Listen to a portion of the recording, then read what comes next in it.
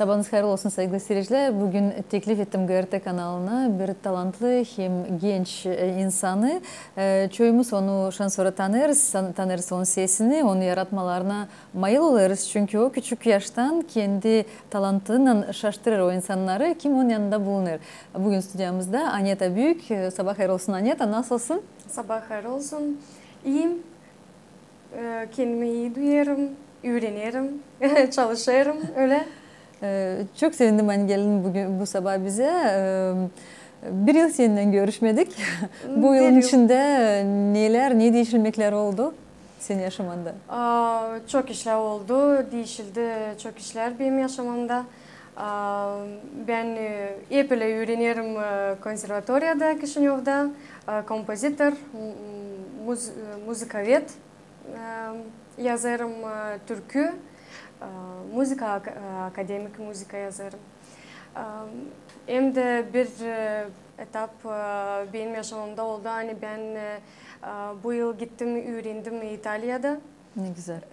Öğrendim İtalya'da. Gene kendi zanatımda kompozitör, muzikavet. O bana yine oldu bir meraklı bir iş. Yazdım çok müzika.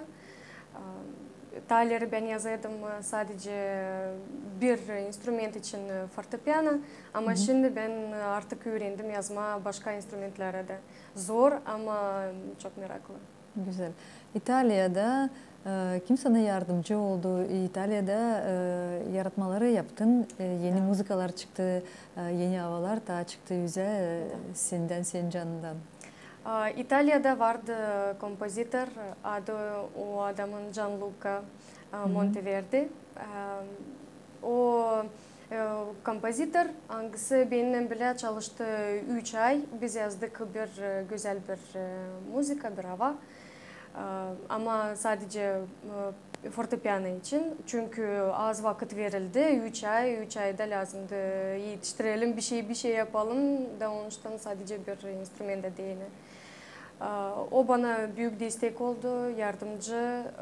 Şimdi biz yazışırız, hep yazarız birbirimize, hep tutarız Bağlantıları. Nasıl acaba anlaşardınız? Çünkü İtalya'ya gitmeye hangi dilde ya da müzika dilinde anlaştınız, duydunuz birbirlerinizi? İtalya'ya gitmeye deyini ben bilirdim sadece bir laf, ciao, başka bir şey bilmiyordum ama... Perfecto.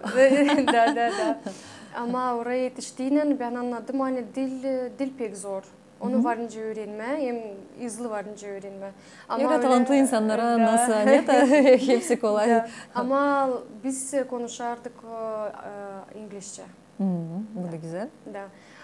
Bana da bu bir praktik oldu. Çünkü burada Gagauziya'da, Moldova'da yok o kadar çok insan anlar bilirler yüksek orada İngilizce laf etme. Da onun için praktik yok laf etme. Orada istesin istemesin lazım, öğrenesin lazım, düşünesin de çekilesin laf etme. Ne acaba söyledi senin yeni üreticilerin? Ne söylerler sana? Nasıl onlarla iş giderdi? İlkten biraz zordu çünkü ben başka devletten ona da başka türlü bizde başka türlü ama bitkide artık sınaştık birbirimize. Beğendiler beni. Beni beğendiler, dediler hani ben iyi uğurda, yüksek uğurda bulunurum. Bilirim kendi işimi, güzel yapma işimi beceririm. Ben de sevindim. Yani, orada da mı oldu konsertler, bir şeyler hani seslediniz başka müzikaları, başka yeni yaratmaları? Orada da oldu konsertler. Biz gittik oraya Moldova'dan hem Afrika'dan. Mozambik. Biz bile de yaşadık. Büyük bir kvartirada bile yaşadık. Biz bile çalıştık, öğrendik. Çok zanaat, türlü zanaatlar vardı bizim aramızda. Çalgıcılar, ben yazıcı. Ama hepsi ince zanatta öyle mi insanlar? Da, hepsi ince zanatta. Nasıl güzel ince zanat birleştiriyor hepsini türlü devletlerden. konsertler de oldu. Da benim Ava Mangsı'nı ben yazdım İtalya'da. Orada ilk serem canlandı. Evet. Da. Güzel ama kime yazarsın hem de sonra kim bu güzel müziği, kim onu götürdü, kim onu çaldı bu müziği? Kime dini yazarım? Ben her kere yazarım avaları ilkten kendi aileme, ilkten kendi aileme, sonra kendi üreticilerime, sonra da kendime. Güzel. Öyle. Kim için sonra scenada götürdü bu müziği, kim gösterdi, kim onu fortepianoda çaldı? İtalya'da ilk serem oynadı onu gene kompozitör ama dil benim üreticim başka. O onu oynadı, gösterdi ilk serem orada. Ama burada İlk seret o yuttu İtalya'da öyle? Da ilk serem o yuttu İtalya'da. Ama sonra Moldova'da geçenlerde bu hafta, geçen hafta ilk serem Moldova'da o yuttu organ zali. Bravo. Biz şimdi onu göreceğiz.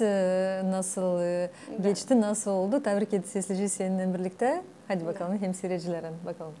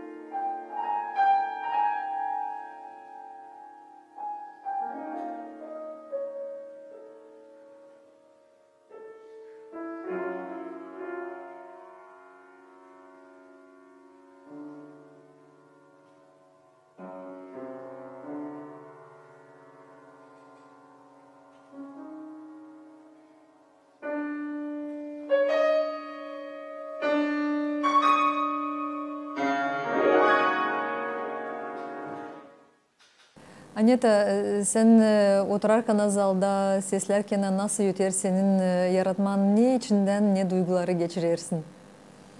Bana öyle fasıl gelir. Ben yok değil öyle hani benim havalarım yer gün işitilsin, ötsün zallarda bir yerde de ben sanaşayım. O olay yarım yılda yılda bir kere de öyle fasıl geliyor hani düşünüyorsun. Onu ben yapmışım. Ben yaptım. Da bunu sesler insanlar öyle uslu seslerler. Beğenirler, yaklaşırlar, söylerler. Hani de ne kadar güzel olmuş, ne kadar kıvrak, ellerinize sağlık. İlkten biraz inanamayısın hani ben mi yaptım bunu nasıl oldu öyle? Sansın düşün, sansın bir düşün. Güzel.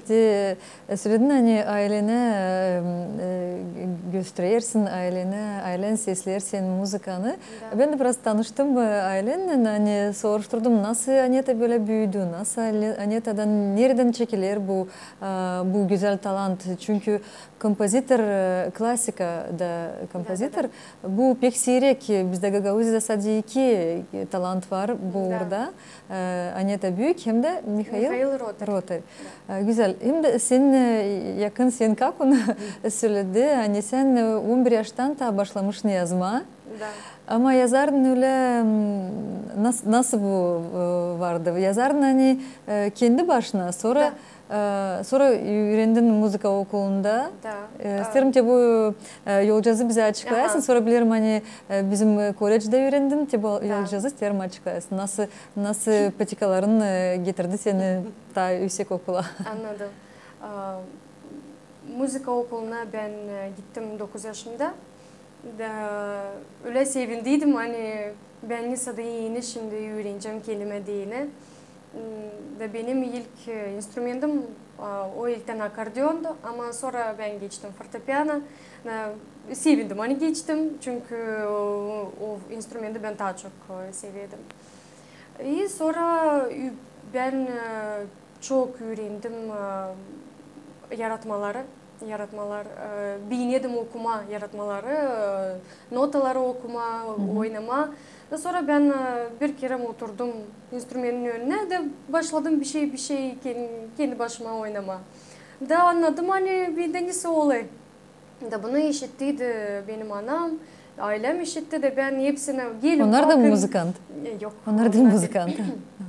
Da ben onlara seslettirdim, onlar beğendiler. Da sonra ben anladım hani lan ta dinleme de 11 yaşım açık ettim ben 9 yaşımda. 11 yaşında ben artık yaptım bir büyük yaratma. 11 yaşında? 11 yaşında yaptım 10 minutlık yaratma. O da mı klasik uğrunda? Yok o öyle candan çıkma bir şey. No, ama onun var kendi anlatması. Halk mı havası ya da öyle motivler hani? Öyle motivler güzel. Uşak olarak. Da öyle motivler ama bunda da ben bırakmadım kendimi. Gittim öteye doğru. 14 yaşıma kadar da yazdım bir iki. Sonra bitirdim müzik okulunu. Ama yok, isterim sorma, öğreticilerin işitti bu müziği, işittiler mi? Ne dediler öğreticiler o zamanlarda sana? Müzik okulunda? Onlar da anlamadılar nasıl ben bile yaşta bu kadar uzun, büyük, kıvrak, zor uşağı değil. 10 minutluk o pek çok da o bir büyük kompozisyon. Da. Bitirdiğim müzik okulunu ben bilirdim hani ben sonra gideceğim öteye doğru müzik yolunda. Onun için hiç düşünmeden hemen geldim koleje, Komrat'taki koleje Mikhail Çekir'in adına. Kolejde sonra bu notaları yazdın mı? Hani olsunlar kağıtta. Da. Artık öğrendim işleme notalarla değil sadece onları oynama ama yazma da onları. Kolejde öğrendim ben исполнитель, instrumentalный fortepiyano. Ama yavaş yavaş da kendi başına programlarda öğrendim nasıl yazma müziği. Sonra koleji bitirdiğim gene ben biliyorum hani gideceğim müzik yolundan da onun için gittim konservatuarya. Konservatuaryada da artık ayırdım göz sanatı hangisinden başladım 11 yaşımda kompozitör. Kompozitör hem müzikavet o iki bir yerde. Da orada beni öğretiyorlar nice yazma değil sadece fortepiyano değil notaları ama başka enstrümanlara da. Güzel. Kolejden da seni tanırım senin sesinden çünkü güzel türküleri çalardın scenada, öğreticiler de hep mayıllardılar, hep anladardılar hani var ya bizde böyle bir talantlı insan ama gidip Kişinova senin yolların daha genişlendi, daha çok daha çok bilgi aldın hesaba. Sonra tabi bir projekte mi katıldın? Türkiye Devleti'ne sen gittin. Festival orada geçirildi. Hep temsil ettin Gagauzi'yi orada. Biraz kısadan anlatasın bu festival için isterim. O festivale ben düştüm kendi dostlarım için. Yani onlarla biz çoktan tanışırız. Her yıl bizde hep yazın olurdu projekt Akademi Rumeli. Biz hep oraya giderdik 10 güne Türkiye. Zanaatlanırdık müzika, daha başka bir şeyler ince zanaatlar ortadalar. Da geçen yıl gene sentyabrda oldu öyle Türkiye'de bir projekt, festival Balkan Rubaları. Da onlar istediler, hani ben geleyim oraya çalayım, bizim halk türkülerimizi, halk rubalarla. Öyle gittim, bir haftalık gitti o projekt. Pek ben de beğendim o projekte, o kadar güzeldi orada rubalar, hepsi devletlerin kendi halk rubaları. Hem de bizim rubalarımızı giydim. Hepsi bakırdılar, anlamadılar kim bu, hangi devletten bu. Ama beğendiler, ben de sevindim hani beğendiler. Bana gelir açan insan giyinir halk rubalarını hem de temsil eder Gagauzi hem de türkü mü çalar ya da bir şey oyun mu oynar sanırım ki içinden çok böyle dalgalı işler geçirilir. Duyuyorsun hani sansın bağlısın kendi halkından, bağlısın kendi ana toprağından, ana dilinden. Öyle. Güzel. Neta, dil çoktan çıktı yüze bir yeni türkü. Biz onu işittik. O Yeter Gagauzi radyo, televizyonda, radyoda. Sen bu projekt için biraz anlatasın. Bu türkü için nasıl doğdu, nasıl yüze çıktı? Buyur. O türkünün historiası uzunca. O türkü çoktan yazılmış. Belki 20 yıllık, 30 yıllık türkü. Ama sonra o unutuldu, hiç kimse onu getirmedi aklısına. Onun laflarını yazdı bizim poet, yaratıcı Petr Çibatar. İyi de 2019 yılda oldu bizde kolejde bir merapriyatı. Petr Çibatar'ın yaşına değini yaptık bir güzel bir programımız oldu kolejde. Nerede sen akapelne çaldın onun türküsünü? Bana verdiler, bana dediler sen Lamtya bu türküyü çalarsın. Ben yoktu işittiğimde o türkü öyle zor geldi diyorum. Çalamayacağım, olmayacak. Sen dene. Hadi ben denedim. Ben çaldım o zaman akapella. Hani yoktu o zaman müzika bulamadık. O da Petr Çibatar orada da o da işitti. O bana söyledi, yazdı bana hani bu büyük bir sürpriz oldu. Hani onun türküsü yuttu sana da senin de sesini pek sevmiş, pek güzeldi o zaman. O şimdi de güzel. Ben hiç düşünmedim hani o kadar o bincik ben çaldım o türküyü. Hani şimdi de bu yıl o bana yazdı. Dedi hani ben getirdim aklıma 2019 yılda ben sana unuttum hani ben çaldıydım o türküyü. Hani sen çaldıydın belki yapacağız bir projekte yazalım yeniden bu türküyü verelim yeniden ona soluk yeni yaşamak bu türküye da böyle türkü üzerine bizde Gagauzya'da bilmiyorum yok bana kalsa bile romans olsun. Seyrek peki. Bekim'de var mı çok seyrek? Da. Ben de düşündüm da olsun. Hiç de olmasın. Öğrendim. Bir ay ben sesledim, öğrendim o türküyü. Ve sonra geldiğinin Komra'da yazdık Ivan Baba'nın stüdyasında da o türküyü hızlı yazıldı. Talantlı insana kolay işler de gidiyor. Türkü kendisi de öyle. Sansın tele canlı. Onun için de bütün candan verildim o türküye de kolay gitti, kolay yazıldı. Sonra yolladım Petr Çibatar'a dedim hazır kabul ediniz da. O da pek beğenmiş, dedi pek güzel, sevindim hani yazdınız, türkü yeniden çeketti yaşama. Sonra ben düşünmedim hani biz neresi ta o türküyü yerleştireceğiz. Yerleştireceğiz. Da öyle o söyledi bana hani o türkü ben yollayacağım GRT Radyo. Orada koşsunlar, hepsi işitsin, seslesin. Çok güzel oldu. Ben de bağlandım Peter Çabatar'dan. O da pek güzel laflar yazdı sana. Hani gerçekten tutarmış haklısında o kadar yıl hani senin sesini öterdi. Yalpak hem güzel hem pak. Sınadan da öyle umutlanmış hani öyle niyetlenmiş hani bu türküyü gerçekten sen çalasın. Çok yüksek nota koydu. Çok büyük sevgiler, büyük serenler sana yollandırdı. Hem de söyledi hani umutlanırım hani ta ileriye doğru da işleyeceğiz, çalışacağız birlikte. Da, ben de umutlanırım. Çünkü ben kendim de isterim onun işleme. Ben beğendim. Ben küçükten beğenirim ta okuldan. Beğenirim Peter Çabatar'ın şiirlerini. De bir kere Komrat'ta oldu bir konkurs. Lazımdı çalma türkü ya da bir şey yapma gene ince zanatta. Da ben aldıydım Peter Çabatar'ın laflarını ana baba için. Da yazdıydım o laflara bir hava. Da onu çaldıydım, oynadıydım bizde Komrat'ta Dom Kultura'da. Güzel. Şimdi var kolayımız sesleme senin yeni türkünü. Birlikte bakacağız. İsterim söylesin türkünün adını. Türkünün adı Günahkerim. O öyle türkü bir yasak sevda için. Yasak.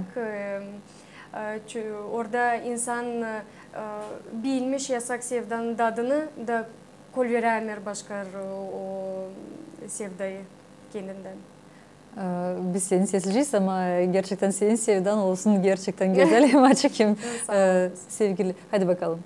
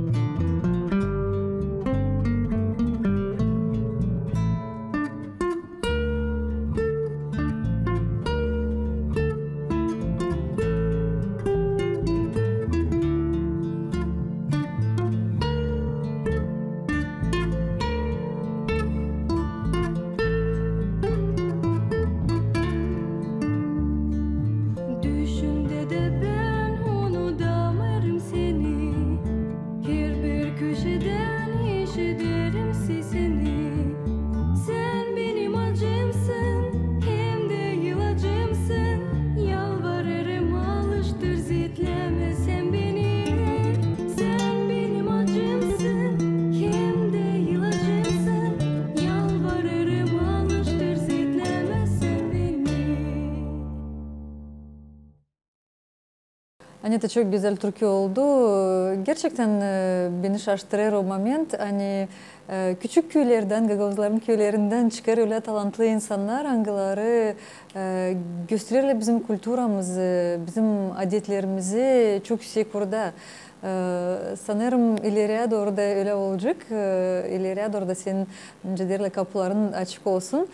İsterim sorayım planlarını, neyle için sanatlanırsın, ne daha planların var ileriye doğru yapma? Elbette yazacağım, elbette çalışacağım kendi ana toprağım için. Şimdi ben öğrenirim 3. kurs konservatuariyada. Bu vakıda kadar ben yetiştirdim yazma yaratmaları nice fortepiano edeni, o soyda başka enstrümantlere skripka, violonçel, kontrabas, klarnet hepsini karıştırdım. Yazdım kvartet, yazdım duet. Şimdi bu yıl ben lazım yazayım orkestra edeni. O orkestraya gelecek ondan ziyade instrument. 10 minutluk. Bravo, bravo da. Da. Ну, ben sanırım hani bunda ben duruplanmayacağım. O şimdi bana elbette zor gelir yazma çünkü bu bana yeni bir şey yeni bu yıl.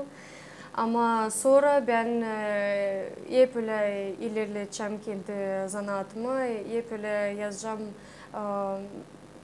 türlü havaları değil sadece instrumental belki yazacağım türkü de kim bilir belki olacak öyle. Ama şimdi daha öğreniyorum, çalışıyorum Kişinev'de müzika okulunda Maria Biaşon'un adına. Anita çok güzel, çok meraklandırdın beni. Yok nasıl sormayayım dersin hani ana baban müzikayla dilmişler bağlı. Nereden bu talant, nereden bu duygular, bu belki çatı mı, bu yol mu, nereden hani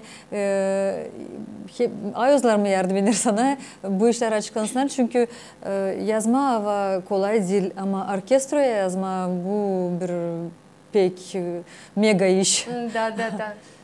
Benim anam babam müzikacı değil ama değil profesyonel müzikacı.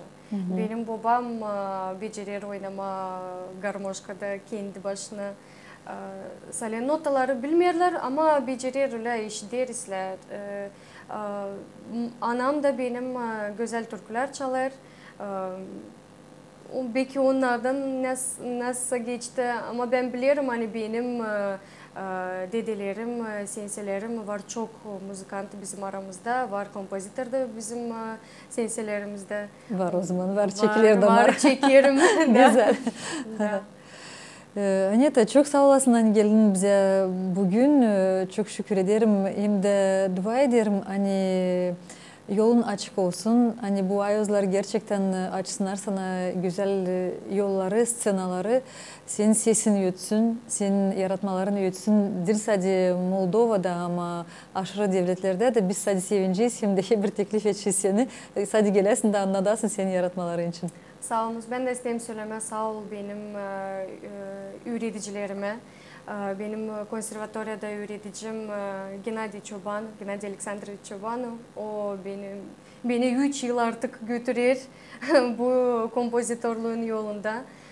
Çok sağ olsun. İsterim söyleme sağ ol benim İtalya'da öğreticilerime. Hangileri gene bana yardım ettiler yazma. İtalya'da bir güzel bir duygulu bir hava.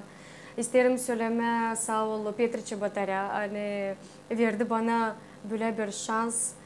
Deneme kendimi çalma türkü. Değil sadece yazma ama çalma da. Ben düşünüyorum hani ötede orada biz çalışacağız bile. Bir şeyi daha yeni yapacağız. Hepsi niyetlerin asla çıksınlar. Sağ olasın. Sağ olasın söyleme aileme de. Hepsine kim bana inanır, kim yardım eder. Öyle. Sağ olasın sevgili seyirciler. Bugün stüdyomuza geldi Anita büyük genç hem çok talantlı bizim genç kompozitörümüz hem de çalgıcı.